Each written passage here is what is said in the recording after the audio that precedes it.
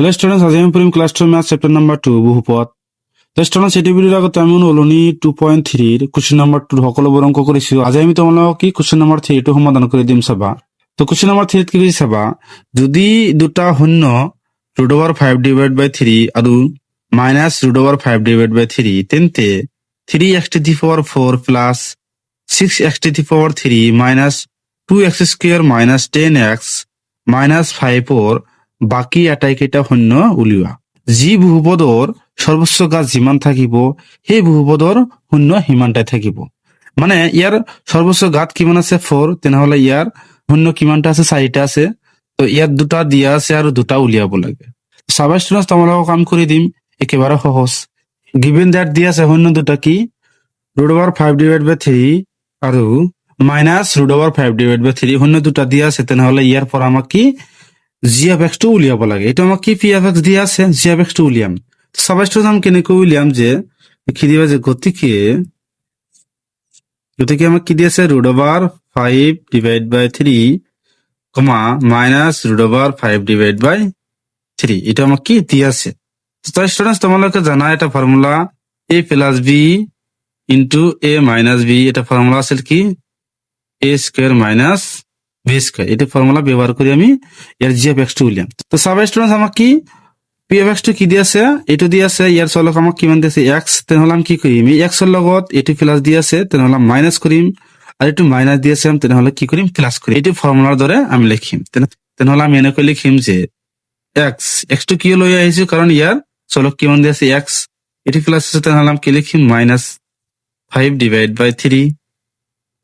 এটা কি মানে √5/3 ইনটু এটি মাইনাস আছে, তাহলে আমি কি করি plus x plus √5/3 is equal to আমি কি লিখি পারো সবা a + b * a - b is equal to আমি কি লিখি পারো a² - b²। তাহলে তুমি কি লিখি দিবা a² - b²। a² মানে কি x², b² মানে কি -√5/3²। তো সবা এটা কিমান হব x² স্কয়ার টু √2 উঠি যাব, তাহলে কিমান থাকিব -5/3। এটা আমি কি ধরিম g(x), এটা আমি কি ধরিম g(x) মানে ভাজক ধরিম g(x) = কিমান x² - 5/3। এতিয়া আমি g(x) এৰে p(x) ডিভাইড কৰি যিটো ভাগফল পাম, সেই ভাগফলৰ আমি কি মধ্যপদ বিভাজন বা উৎপাদক কৰি ইয়াৰ বাকি দুটা শূন্য আমি উলিয়াম। সাবা স্টুডেন্টস আমি কেনেকৈ কৰিম চাবা, একেবাৰে সহজ অঙ্কটো। আমি g(x) এৰে আমি কি p(x) আমি ডিভাইড কৰিম। p(x) টো কি দিছিল 3x⁴ plus 6x⁴ minus 2x² minus 10x minus 5। আমি x² এরে 3x⁴ ফরক ডিভাইড করলে কি হব 3x⁴ ফরক x² ডিভাইড করে দিয়া। ইয়াত আছে কি x 4টা পূরণ হিসাবে আছে, ইয়াত আছে দুটা ক্যান্সেল করে কিমান থাকিব 2টা, আর লগতে কি আছে 3। তো কি করিবা 3x² পাইছাম ভাগফল। এটা আমি 3x² এরে এই গোটেইখিনি পূরণ করে দিম। এটো কিমান হব 3x⁴ আর এটা কিমান হব চাবা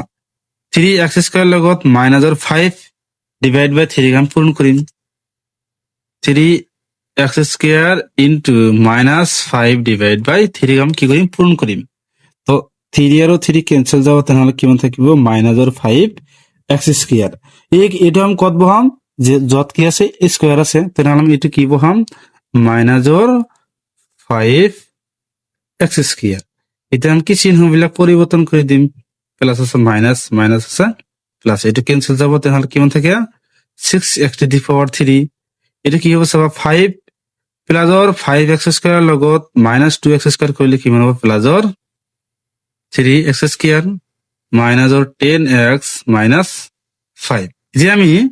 x² এর আগে 6x⁴ আমি ডিভাইড করিম, 6x⁴ আমি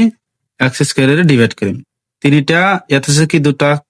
ক্যান্সেল করে থাকে কিমান এটা, আর লগতে কিমান আছে 6, তাহলে আমি কিমান পাচ্ছি প্লাসর 6x। এটা আমি এই 6x এর গোটেইখিনি পূরণ করিম, কিমান হব 6x ৰ লগত x স্কয়াৰ পূৰণ কৰিলে কিমান হ'ব 6x to the power 3 6x ৰ লগত মাইনাছৰ 5 ডিভাইড বাই 3 টো আমি পূৰণ কৰিম আমি ইয়াত পূৰণ কৰি চাও -5 ডিভাইড বাই 3 ইনটু 6x ৰ লগত পূৰণ কৰিম 3 ৰে আমি 6 ক ডিভাইড কৰিলে কিমান পাও 2 2x ৰ লগত -5 পূৰণ কৰিলে কিমান হ'ব মাইনাছৰ 10x কিমান হ'ব মাইনাছৰ 10x তেনেহ'লে কত বহাম মাইনাছৰ 10x ত বহাম মাইনাছৰ কিমান হ'ব 10x এতিয়া কি হ'ব এটা কি হ'ব তোমার চিহ্নবিলাক পরিবর্তন করে দিয়া এটা কি হবে প্লাস 3x স্কয়ার আমি ডিভাইড করা নাই এটা প্লাসর 10x এটা মাইনাসর 10x ক্যান্সেল যাব তাহলে কিমান থাকে মাইনাসর 5 এতিয়া আমি কি কৰিম চাবা x স্কয়াৰে 3x স্কয়াৰ আমি ডিভাইড কৰিম ইয়াত পাক কৰো 3x স্কয়ার ডিভাইড বাই x square x square cancel যাব তাহলে কিমান থাকিব প্লাসর 3 ইয়াত কিমান থাকিব প্লাসর 3 থাকিব প্লাসর 3 ৰে এটা আমি পূৰণ কৰিম প্লাসৰ 3 ৰে x স্কয়াৰ পূৰণ কৰিলে কিমান হ'ব 3x স্কয়াৰ প্লাসৰ 3 লগত আমি কি কৰিম -5 ডিভাইড বাই 3 পূৰণ কৰিম -5 ডিভাইড বাই 3 আমি 3 ৰে পূৰণ কৰিম 3 আৰু 3 ক্যান্সেল যাব তাহলে কিমান থাকে মাইনাসৰ 5 থাকে তাহলে চিহ্নবিলাক পৰিবৰ্তন কৰি দিয়া মাইনাস প্লাস এটা ক্যান্সেল যাব এটা ক্যান্সেল যাব তাহলে কিমান থাকে 0 লিখি দিব যেতে কি কি অফ x কিমান পাইছো আমি 3x square plus 6x plus 3 আৰু r of x মানে কি ভাগশেষ কিমান পাইছো 0 তো সাবস্টিটিউশন এতিয়া আমি কি কৰিম ভাগফলটোক বা কি অফ x ৰ যেটো আমাৰ কি বহুপদ দি আছে ইয়াক আমি মধ্যপদ বিভাজন বা উৎপাদক কৰি ইয়াৰ বাকি দুটা শূন্য আমি উলিয়াম আমাক দুটা দিয়ে আছে কি আছে √5 divide by 3 minus √5 divide by 3 এই দুটা দিয়ে আছে আৰু কি অফ x ৰ পৰা আমি কি দুটা উলিয়াম তো সাবস্টিটিউশন আমি কেনেকৈ উলিয়াম চাবা তো স্টুডেন্টস আমি কি অফ x ইটো পাইছো আমি উৎপাদক কৰিম আমি কি কৰিম যেহেতু আমাক শূন্য উলিয়াম সেই কাৰণে আমি এটো শূন্যৰ সমান ধৰিম 3x square plus 6x plus 3 is equal two 0 তো সাবস্টিটিউশন x স্কয়ারের হহক আৰু ধ্ৰুবক পদ আমি পূৰণ কৰিম x স্কয়াৰেৰ হহক আমি কিমান জানো 3 ইনটু ধ্ৰুবক পদ আমি কিমান জানো 3 আমি কিমান জানো 9 9 ক আমি এনেকৈ ভাঙিম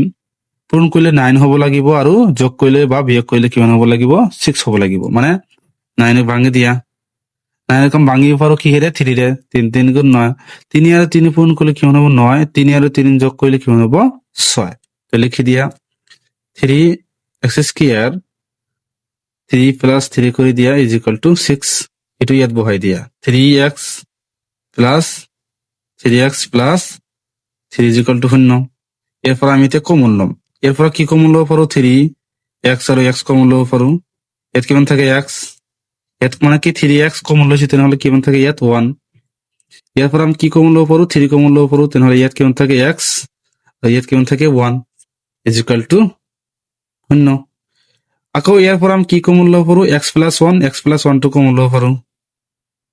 এত কিমান থাকে 3x প্লাস 3 থাকে ইজ ইকুয়াল টু 0 এতিয়া এইটো 0 সমান ধৰিম আকৌ এইটো 0 সমান ধৰিম x plus 1 is equal two 0 3x plus